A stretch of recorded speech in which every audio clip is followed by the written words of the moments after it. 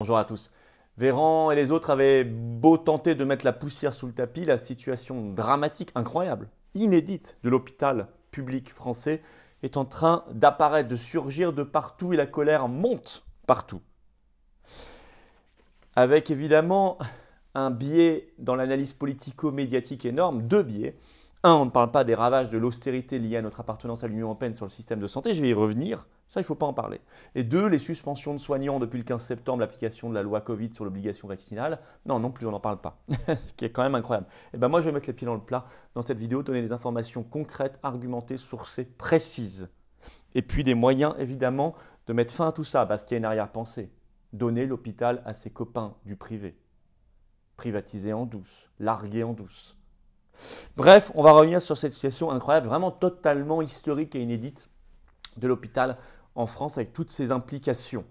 Je le dis à tous les soignants, tous les anesthésistes, les infirmiers, les médecins, etc. Ils sont tous, et tous les personnels administratifs de l'hôpital, bien sûr, tous les bienvenus dans les mobilisations, les blocages qui sont là, qui arrivent, les grèves, et puis les grandes manifestations, les grands cortèges, notamment le cortège national unitaire ce samedi 30 octobre à Paris. Je vous attends. Évidemment, nous, ça fait plus d'un an qu'on se mobilise. Rendez-vous 14 h à l'école militaire Place Joffre à Paris. Il paraît qu'il va un peu pleuvoir. Enfin, on verra bien. Parfois, il ne pleut pas alors que c'est annoncé. Ce n'est pas la pluie qui va arrêter les résistants, j'espère. On est équipé d'un parapluie, c'est tout. Mais ce n'est pas ça qui nous arrêtera. En tout cas, moi, ça ne m'arrêtera pas. J'ai fait de nombreuses manifestations sous une pluie battante, sous la neige, dans le froid extrême, et ça, peu importe. On y va. 14 h, école militaire Paris, défilé national unitaire gigantesque. Et toutes les professions de l'hôpital sont attendus. Et tous les doubles vaccinés qui viennent de réaliser qu'il y aura une troisième, quatrième dose, etc. sont bienvenus, attendus. Pression sur l'Assemblée nationale qui doit voter jeudi prochain. Pression sur le Conseil constitutionnel. Pression énorme. Organisation des blocages par profession. L'Association de défense des élèves étudiants sera présente avec son stand. Le collectif des travailleurs suspendus et vaccinés sous contrainte sera présent avec son stand. Bref, l'entraide. Il faut être là. Il faut être là. Il faut se mobiliser. Il y aura les cahiers de doléances présents physiquement. J'en lirai d'ailleurs peut-être un ou deux extraits, parce que vous dites des choses extrêmement intéressantes. Et puis il y a la version numérique de ces cahiers sous la vidéo en lien en description. Remplissez, partagez, mettez sur vos réseaux sociaux. Il faut que l'intelligence collective surgisse dans le débat. Abonnez-vous à cette chaîne YouTube. Allons vers les 300 000 abonnés. Allons vers les 300 000 abonnés le plus vite possible. Et puis venez aux Patriotes avec cette carte orange de résistants. Je vous attends. Je vous le dis parce que c'est vrai. Je vous attends. Personne n'y arrivera dans son coin. Et même être dans son coin, c'est déprimé, c'est pas bien. Il faut être ensemble. Largement plus de 30 000 adhérents un jour, c'est gigantesque, c'est une vague énorme, la vague populaire. La vraie cinquième vague, alors je vous attends. Le lien pour adhérer, réadhérer aux Patriotes, défendre nos beaux combats, nos belles valeurs, notre belle France, l'avenir. Ce lien se trouve sous la vidéo en description. Il se trouve également, si vous préférez, en commentaire épinglé, premier commentaire, ou en fin de vidéo en cliquant là ou là directement sur l'écran. Vous êtes les bienvenus pour adhérer ou reprendre votre adhésion annuelle. Sous la vidéo en lien en description, également un lien pour faire un don de soutien aux Patriotes et donc à la résistance tout entière, pour nous permettre de financer tout ça, parce qu'on n'a pas un centime de l'État. Et vous le savez, l'adhésion, la réadhésion, le don, c'est défiscalisé aux 2/3 pour vous. Bienvenue d'avance aux Patriotes. Bravo à ceux qui font une réadhésion ou un don de soutien au mouvement et donc au combat de la résistance tout entière. Alors, incroyable scandale à l'hôpital public. Est-ce que c'est un incroyable scandale? Je pense que ça va nous occuper beaucoup là dans les semaines et les mois qui viennent et que ça va remuer partout. Situation dramatique. Alors, on a eu cette information le 20 octobre, d'abord, par la Fédération hospitalière française, qui dit ceci, je cite, « Taux d'absentéisme actuellement à l'hôpital de l'ordre de 10%, c'est énorme. Et elle ajoute, cette fédération, 2 à 5% des personnels de postes vacants chez les soignants, dans les hôpitaux, mais aussi dans les établissements médico-sociaux publics, c'est-à-dire par exemple l'accueil des anciens dans les EHPAD ou des personnes en situation de handicap. Pire, dans une publication faite le 5 octobre, le Conseil scientifique parle, je cite, d'un pourcentage important de lits fermés actuellement à l'hôpital, chiffré à environ 20%, soit 1 lit sur 5 actuellement fermé, faute de personnel. Et le Conseil scientifique évoque 5 professions en tension, je cite, les infirmiers de bloc opératoire, les infirmiers anesthésistes, les manipulateurs de radiologie et les masseurs kinésithérapeutes. Bon, alors Véran tout de suite, comme ministre de la Santé, a contesté. Il l'a fait à l'Assemblée nationale ce 27 octobre.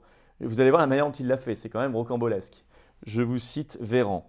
Le chiffre de 20%, j'aurais tendance comme ça à le contester.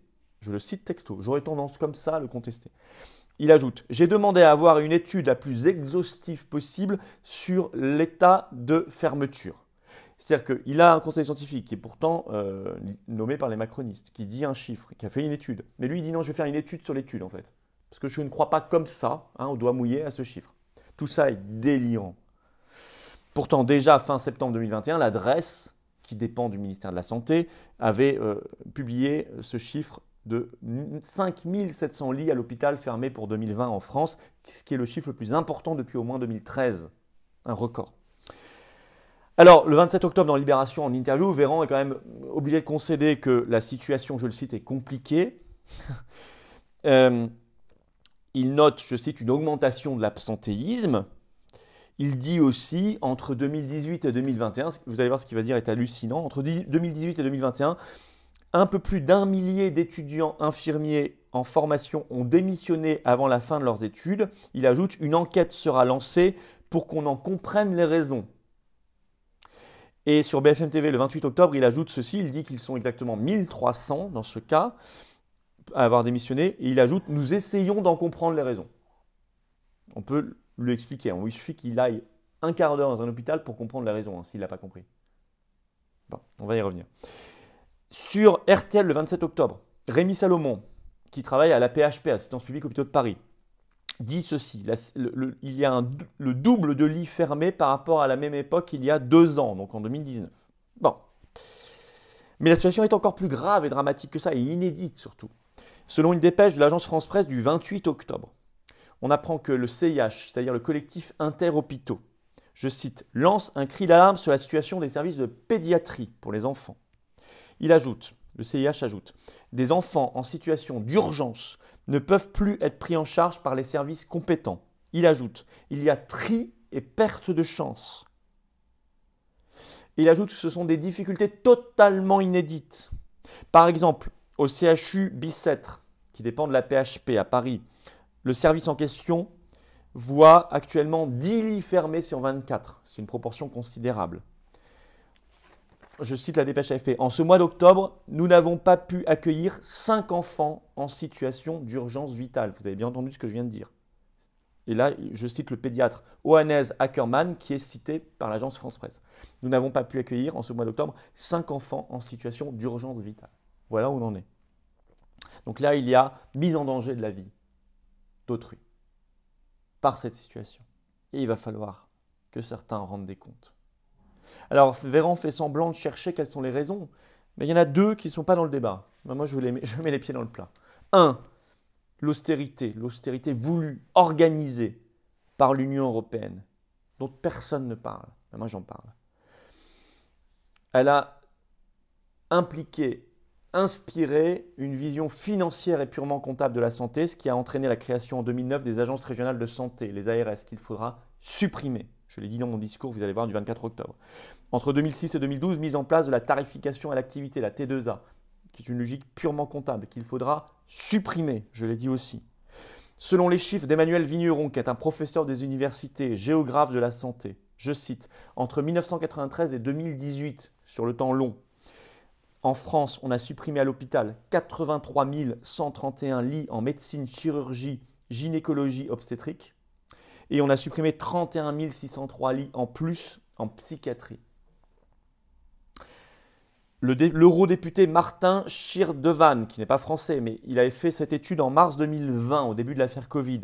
Il avait compté, entre 2011 et 2020, à 63 reprises, la Commission européenne a demandé aux États membres, dont la France, de privatiser certains pans de la santé ou de réduire les dépenses de santé. D'ailleurs, dans les grandes orientations de politique économique, les GOPE qui sont envoyées chaque année à la France, y compris celle de mai 2020 où on était en pleine première vague, il était écrit dedans, les recommandations de 2019 restent d'actualité. Et qu'est-ce qu'on trouvait dans les recommandations de 2019 ? Une baisse des dépenses de santé, notamment des moyens pour l'hôpital public. Bon, deuxième grande raison. Vous comprenez la nécessité absolue du Frexit ? Vous la comprenez, la sortie de l'Union européenne ? Deuxième grande raison invoquée, c'est évidemment les suspensions de personnel depuis l'application le 15 septembre dernier de la loi Covid, notamment sur l'obligation vaccinale Covid. Nous, on est juste pour la liberté, contre l'obligation. Le 13 octobre sur France Info, Olivier Véran dit, je cite, « Aux alentours de 15 000 soignants sont suspendus ». Chiffre confirmé par la Direction générale de la santé le 20 octobre, qui parle toujours de 15 000 et qui estime qu'il y a actuellement 130 000 soignants en France qui n'ont pas encore reçu la moindre dose. Or, vous voyez ce 28 octobre un titre qui s'affiche sur BFM TV, je cite « Hôpital cherche 20 000 soignants ». Bah écoutez, si vous cherchez 20 000 soignants, déjà vous en avez suspendu au moins 15 000, si ce n'est plus. Puis quoi, vous allez en suspendre 130 000 parce qu'il y en a 130 000 qui n'ont pas une seule dose.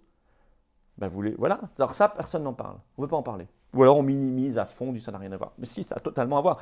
Ça a totalement à voir. Pourquoi justement le sujet prend une importance dramatique maintenant, au moment où on vient justement de suspendre des milliers, ou voire des dizaines de milliers de personnels soignants? Pour cette raison. D'autant que les chiffres, je rappelle que le 16 septembre, Véran disait qu'il y avait 3 000 suspendus seulement. Maintenant, il dit 15 000. Combien il dira demain? La destruction est largement voulue pour brader à des copains du pouvoir. C'est une privatisation déguisée pour donner à des assureurs privés, notamment français ou étrangers, des grands fonds de pension. Évidemment. Comme ils l'ont déjà fait en larguant nos fleurons nationaux à l'étranger, sciemment. Alors, 1, il faut la vérité, la transparence sur tout ça. 2, il faut stopper la loi Covid immédiatement sur l'obligation vaccinale. Il faut réintégrer les soignants, notamment, et tous les personnels administratifs suspendus. Les réintégrer dans leurs fonctions, leur métier et leur dignité. 3, il faut réaffecter des moyens et de la revalorisation à ces personnels. 4, il faut supprimer les ARS, avec cette strate administrative complètement inutile, technocratique, qui donne une vision catastrophique de la médecine. Il faut supprimer par ailleurs la tarification à l'activité, refaire confiance au réseau de médecins de ville d'abord pour éviter d'aller à l'hôpital ensuite. Ça pourra désengorger l'hôpital, faire des vraies économies, mais des économies saines. Il faut faire évidemment une sortie de la logique purement financière et comptable. Et on ne pourra le faire que si on fait le Frexit à terme, évidemment. Sortir de l'Union européenne qui nous pousse vers cette logique financière et comptable, pure logique financière et comptable, contre le bien commun et la santé des gens, mise en danger de la vie d'autrui.